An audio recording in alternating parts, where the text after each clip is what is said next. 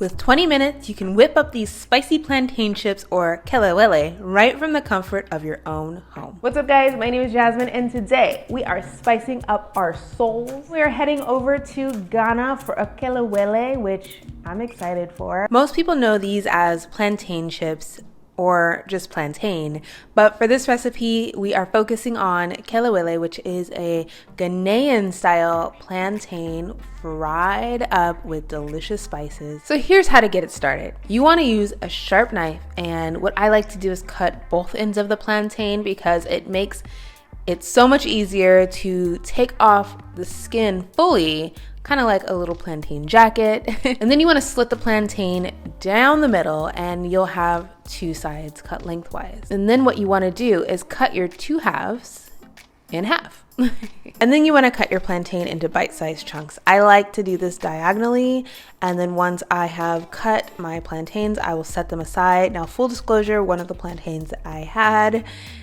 was not the greatest, but we still made it work. I recommend using plantains that have a bit of black or brown spotting because it makes them a little sweeter and tender, and it just means that they're a lot more ripe and ready to go. So here I maybe took a little bit more of a laborious approach. I cut up garlic, onions, and ginger. And this is because my food processor isn't that great at handling a lot of ingredients, but you can simply put all of your stuff in a food processor if you have the power and strength to do so. But I do like cutting my ingredients up a little bit beforehand.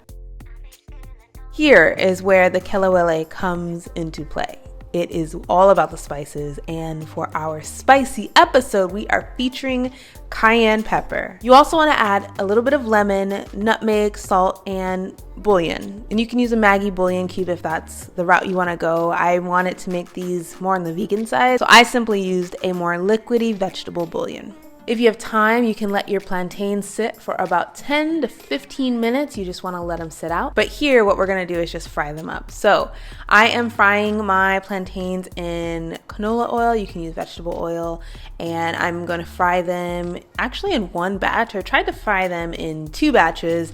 But what I realized is I wanted that first batch to be a little bit more crispy. So I went ahead and tossed them back in the oil and got them basically burnt because that's just how I like them. I wanted them to be more chip-like than soft, and they did just that. Then you want to take out your plantains and transfer them to a pan lined with paper towel or a bowl or plate or something like that, and then you can serve them up. Okay, this looks and smells absolutely delicious. Look at that. Oh my gosh. Okay, so I have to say the plantains that I got were a little off. One of them was off and one of them was really good quality, but I decided to cook them both up. And unfortunately, they're not crispy anymore because I waited a little too long, but let's see if we can at least get a little bit of a crunch.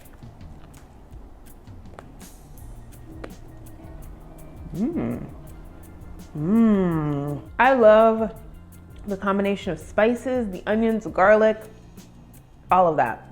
All of it is absolutely tasty. This is so different from plantains that I've had in the past. Usually, my husband makes them, or I make them. We just add salt and pepper, but this is like really good, really flavorful. I could see myself making them like this. This is like a little bit of extra work. But this is totally worth it. This would go really well with some jollof rice and some chicken. Oh my goodness. I feel like I'm having a little feast, y'all.